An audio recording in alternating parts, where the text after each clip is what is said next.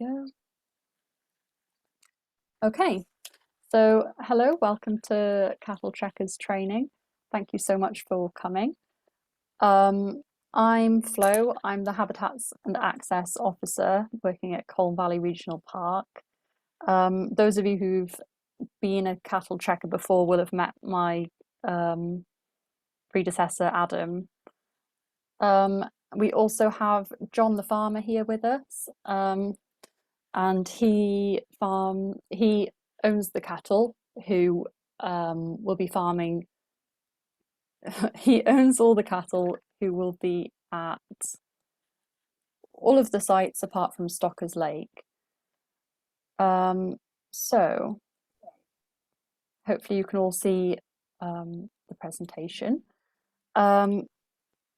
This project is part of a £25 million Heritage Lottery funded project called the Landscape Partnership that the Colne Valley Regional Park is carrying out. The point of this partnership scheme is to improve the wildlife, improve the Colne Valley for the benefit of wildlife and people.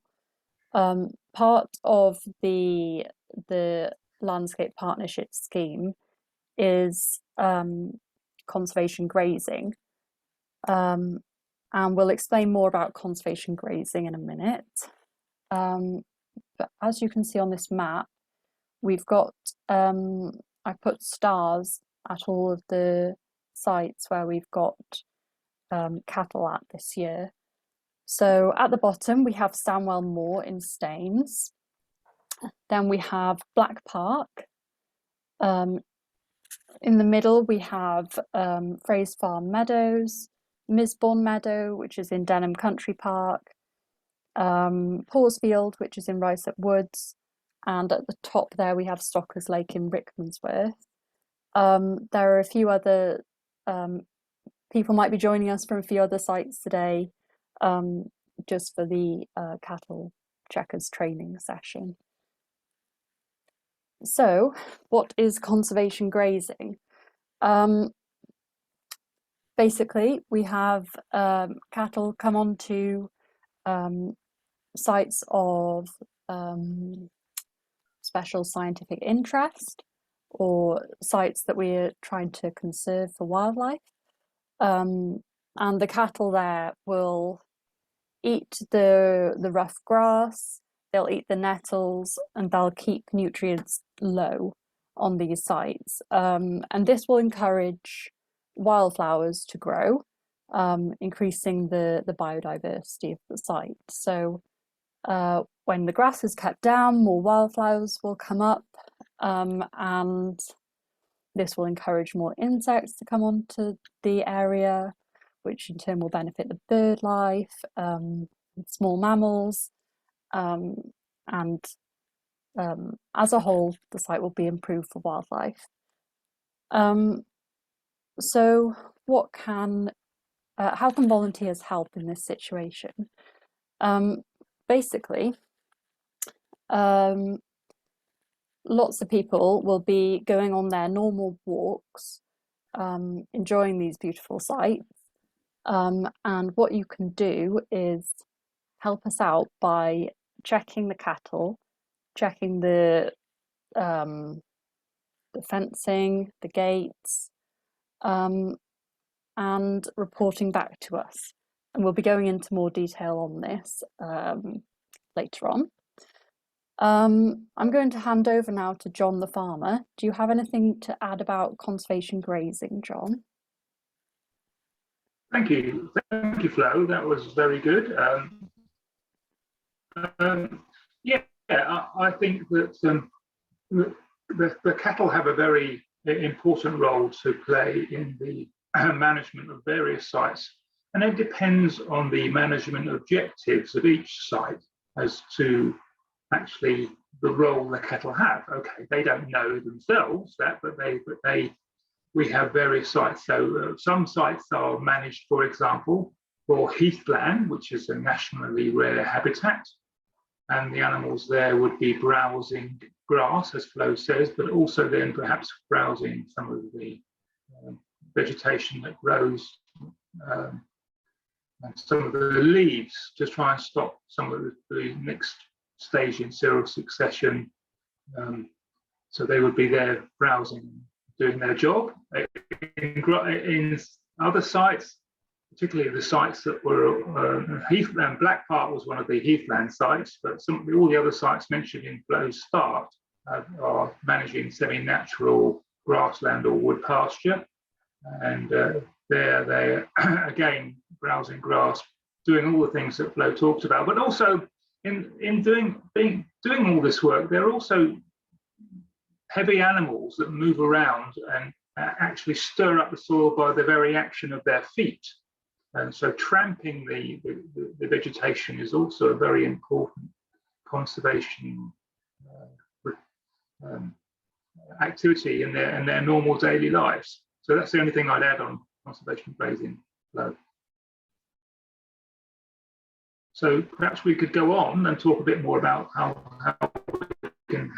you can help me in particular look after all the animals that I have out on various sites. So in general, just a little bit about me and the farm. So we have two main sites where we keep our animals, because we come to these sites with our animals in the summertime, and that's part of the management prescription. We bring our animals, the cattle, out in the next couple of weeks, so in mid-May, mid to late May, when the grass is, whenever the spring has sprung, and they stay until probably late October. And the rest of the time they stay with me on our farms. We have one farm here at Black Park, opposite Black Park, and another one north at Maple Cross, where the cows stay. And when they're staying with us, they normally have sometimes some of them will have had a baby, and so some of the animals that come to your sites will be pregnant, others will be younger, depending on how many animals I've got. But they will all generally be a breed that we like, which is really good and hardy Sussex cattle. Now, Sussex, they're brown. It's just like you see in the photograph. There's some animals at Denham. They're brown cows, brown and sometimes steers, but brown animals. Sussex is a native British breed and it's actually the closest native breed to us, which is from the county of Sussex. Lots of other breeds, but we have elected to go for Sussex. And we purchased some of those originally when we started our herd a few years ago, but now we're breeding our own replacements. So we're also breeding our own Sussex females and breeding from them. So breeding, perpetuating our herd, as it were. And in total, I think roughly 130 breeding cows is what we have on all their offspring. The age of the animals, again, I alluded to the fact that we're going to try some experiments. Some of them come to you as cows. Some of them may be growing up to be cows, depending on the different sites. Generally, they would be, but if you're an actual cow, they would have their first baby at, say, 2.5 years old and have a baby every year, and a calf every year. And some of the oldest cows might be 10 or 12 years old. How many are coming? Well, that's really dependent on the site and the site prescription, what the site owners want. But one fundamentally is that if you're going to help me look after these animals or keep an eye as you go on your walks, then it'd be really good. You need to know how many there are, because that's a fundamental thing about keeping animals. It's no good looking at them and there's one in the corner that you can't see. Next slide, please, Flo. So are all the councils accounted for? Yeah, so when we start our little check-in groups, we'll try and let you know how many animals there are and if every animals are removed, because yeah, we need to know how many cows. I've just turned some cows today out in Langley Park. How many did I put there? Did I really put 23? I think I put 23, but to make sure. So it's really important we know how many there are. So, and the other thing that we're doing is trying to look after their welfare, because you are really people who are joining and helping looking after these animals just on their daily walk, and it's no obligation, it's just if you're passing, that'd be really helpful. But it's always a great reassurance to me that someone's looking at the animals, because and that you've taken the trouble to join us and understand a bit more about them, because the welfare of the animals is my primary concern. We want these animals to be as happy and healthy as they can be, and as many people looking at them, no matter how inexperienced, is always helpful. I'd rather have a dozen false alarms than one that really means something and that needs urgent attention. So please get involved if you really want to. There's no obligation at all. You're going to look over them over the holiday. You are allowed to go on holiday. Even I might go on holiday, but I shall still be monitoring what's going on. Okay, so let's talk a little bit about the illnesses that we might and things that we might see in animals.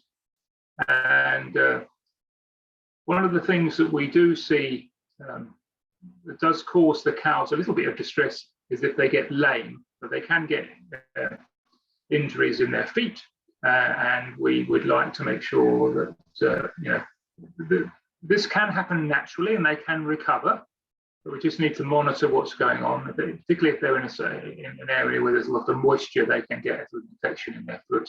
We might need to action it. We might let nature take its course, but it's always nice to watch the early signs. So if any animal's doesn't have its usual gait, then that will be something to keep an eye on. The other thing that does bother the cows a little bit is flies, and flies do cause some distress to the animals. It is a difficult balance, though, because as Flo alluded to, we want to see flies on the site, and the very presence of more cows actually causes more flies, and flies are a balance of the ecosystem. So we tend not to control the flies unless we have to, but sometimes they do get flies on a little scratch they've got, and they get in their eyes, and it's quite hard to put up with, but it is a natural part of the ecosystem. So they're the two particular issues that we would need to look out for. There are lots of other very complicated and much more professionally monitored diseases, which is why we have the vet. But those are the two I highlight. But remember, your health and safety comes first. So when you're getting near the cows, just be aware that they are cows. They should be used to you, but just have a bit of respect for them. Your own health and safety comes first. Next slide, please, Flo. So fundamentals, because we talked about a bit more technical stuff about what to look for in terms of illness and injury. Fundamentals, Flo alluded to the fact, well, we know that we've got 8 cows in the field. Well, let's make sure we keep 8 cows in the field by every now and again looking around the fences. Sometimes a tree branch can fall down and damage the fence, or more often than not, sadly, vandalized. And we need to know, because the grass is greener on the other side of the fence, and the cows will find a way of escaping if they can. So just keep an eye on the fences, report any issues. Absolutely fundamental. This is the most important thing. Cows need water supply. So we need to be, if there was one thing that I would really, what would be wonderful when we're looking at animals, is every now and again, is there a source of water for them? Some fields have water troughs. Some fields have pasture pumps where they pump water up themselves. Some they drink from streams alone and puddles. That's fine.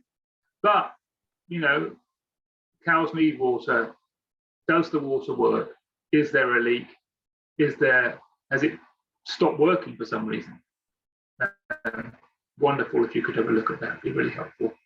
And we do put some signs up for those people who don't know what to look for or who to look, so that our phone number might be available to others.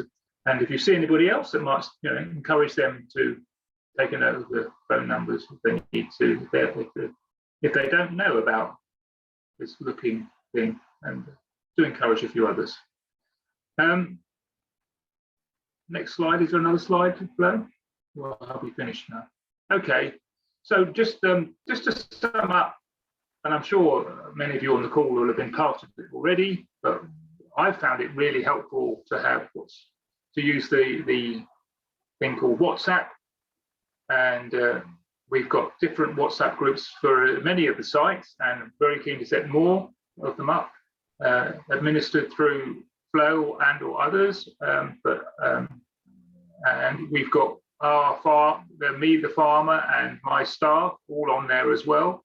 So we'll be seeing what goes on, and you'll be able to communicate directly with me immediately and our staff if I'm not there.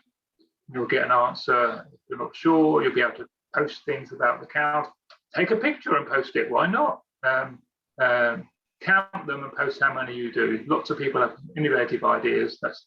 I'm just the farmer. I'm not going to be telling you how to do your IT, but if you want to be involved in a WhatsApp group and help me be accountable for the cows and help with their welfare, that's really good. There are just a few of the sites that are listed there that have WhatsApp groups at the moment. Sorry. I think that's the presentation.